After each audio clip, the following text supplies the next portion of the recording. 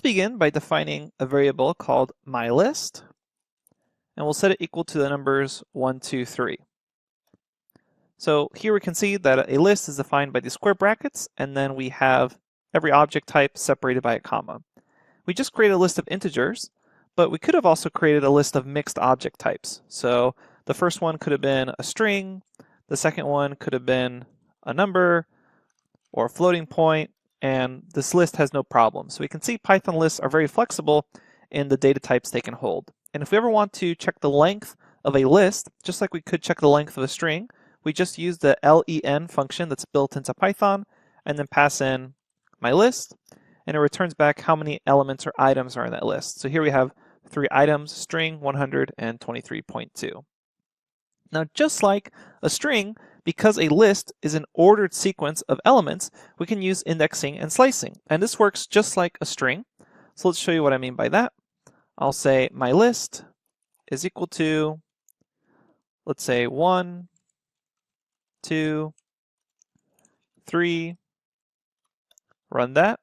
And then if I wanted to grab the element at index 0, so that's the very first element, I would just say my list 0, run that, and I get back 1. And if I wanted to grab everything starting at index 1 all the way to the end, well, it's just like string indexing and string slicing. I would say, hey, start at index 1, colon, go all the way to the end, and then we have 2 and 3. So this slicing and indexing works just like a string. And you can also concatenate lists together. So let's see this right here. I have my list right now, which is 1, 2, 3. I'm going to create another list, which is equal to, let's say 4, 5. And I can say my list plus another list, and it will concatenate to a new list, 1, 2, 3, 4, 5. Notice here, I'm not actually saving this result. So if I were to call back my list or another list, I can use tab autocomplete here. I still have those 2 separate lists. If I actually want to save this, I need to assign it to something. So we can say new list is equal to my list plus another list. And then if I check out new list, now it's 1, 2, 3, 4, 5. Okay, so those are the basics of lists. So notice right here we have the indexing, slicing, and concatenation. Should feel pretty similar to a string, except what's different than a string here is that we can actually mutate or change around the list. Remember back when we were trying to change letters around in a string, it wouldn't let us. A list has no problem in that manner. So if I check out my new list, it's 1, 2, 3, 4, 5. Let's go ahead and change one of these elements. Let's change 1 to be in all caps. What I could do is say new list at position 0 is now equal to 1 in all caps. Now let's make it really obvious that we're changing it. So I'm going to say 1 all caps. And now if I take a look at my new list, I have 1 all caps, 2, 3, 4, 5. So that's a way you can actually mutate or change the elements that are already in a list. And that's something that differentiates it from a string, besides the fact that it's also holding different element types in braces and commas. So again, strings, you can change them and affect elements inside of them. Another common operation that you may want to perform is to add an element to the very end of a list. And the way we can do that is we say new list dot and hit tab here, and you should see all the various methods that are available to you in a list. The one we're going to show here is the append method. An append allows you to append a new item to the end of a list. So we'll say append 6. And after running this, what we're going to see is that if I check out my new list, I have 1 all caps, 2, 3, 4, 5, and I have 6 now. So notice how append does actually affect the list, and we call this affecting it in place because it permanently changes that new list to have an element at the end of this. So this is known as append, and again, it allows you to place any item at the end of a list. Let's try it one more time. We'll say new list, append, let's say 7, run that, and let's check our new list, and I can see 1 all caps, 2, 3, 4, 5, 6, and then 7. Just because I'm very zoomed in here, it's kind of cutting it off, but if you were to zoom out, you'd start seeing it in a more normal fashion. All right, so we know how to add things onto a list. Let's talk about removing items from a list. To do that, we can use the pop method. So pop is actually going to pop off an item from the end of a list. Let's show you what we mean by that. We're going to say new list dot pop, open and close parentheses. Remember, for a lot of these method calls, if you don't have parentheses there and you just run them, it's going to report back, hey, that's the pop function inside of this new list object. If you actually want to call it, then you need open and close parentheses. And later on, we'll discuss the differences between methods and functions. You've probably heard me use those terms a little bit interchangeably right now. We'll go into a lot more detail about them later on. But right now, we saw that we said new list.pop, and it's popped off the 7, and it's actually returned it as well.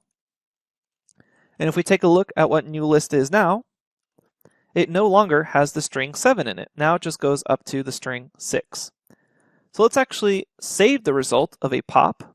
So we can say popped item is equal to new list, and I'm going to say dot pop, and when I run this, what's going to happen is this popped item is now the item that was at the end of that list. So I can copy and paste this, popped item, and now I have 6 saved as the pop item, and it's no longer as part of my list. Now a common question that arises here is, hey, I don't want to remove something from the end of the list, I want to remove it at a specific index. For instance, I want to remove the one all caps at index 0. Well, it's actually no problem. You can pass in an index position into the pop. We can say new list dot pop and then just pass in the index position of what you want to remove. We can see here that one all caps is at index position 0. So let's pass in 0 there, run it, and we can see that we've popped off one all caps. And if we see new list now, we have 2, 3, 4, 5. So again, pop basically removes items from the list at whatever index location you provide. By default, the index location is -1, the very end of a list. So reverse indexing also works with a list, just like it worked with a string. A few more methods that I want to discuss besides pop and append, which are going to be really common methods you're using, is sort and reverse. So to do this, I'm going to create a new list. Let's zoom in here. Or I'll redefine new list. And I'm going to redefine new list to be a couple of letters here, but we're going to have them sorted out of alphabetical order. There we go. And we'll also make a numbers list. So we'll say numList is equal to, and let's make this just a bunch of numbers out of order as well.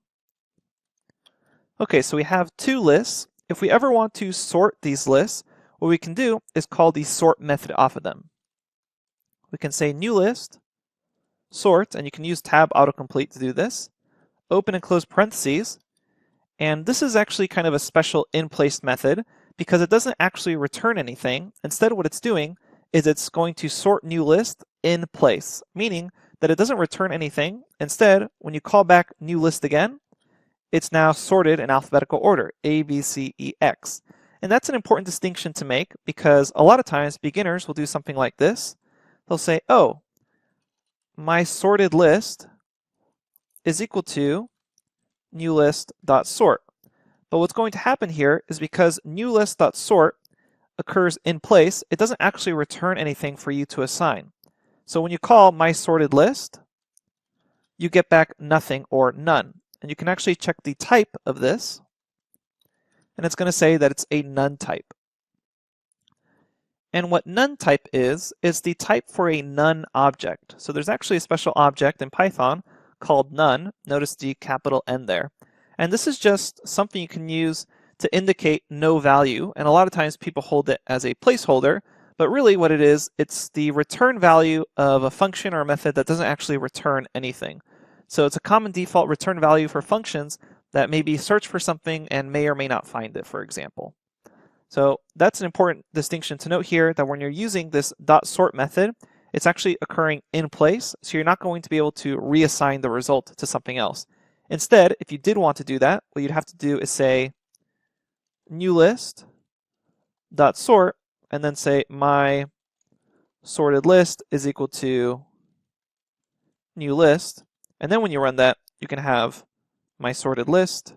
I'm using tab autocomplete there. and you'd get back your sorted list. So let's try that num list again. So right now num list is unsorted. If I call the sort method off of it, and I check num list again, now it's sorted. All right, let's also discuss the reverse method off a list. As you may have expected, it's going to reverse everything in your list. So it's just reverse, open close parentheses, run that, and it's also in place, meaning it doesn't return anything.